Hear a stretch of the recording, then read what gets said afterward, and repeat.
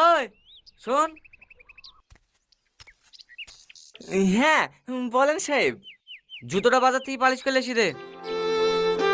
ঠিক আছে সাহেব, দেন। একটু তাড়াতাড়ি আসবি, আমরা আবার ঘুরতে বেরোবো। এই রে, চুরি টুরি করার দরকার নাই। মা, বাড়ি গেল? রাতের খাবার টেবিলে রেখে দিয়েছি। হ্যাঁ মা, সব গুছিয়ে রেখে দিয়েছি।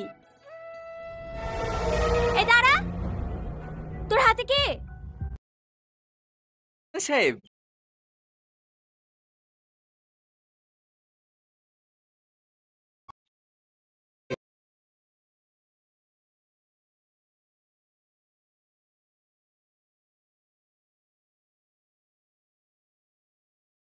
ওগো, মাকে ডাকতে পাঠানো, এখন আবার সিগারেট ধরেছো কেন?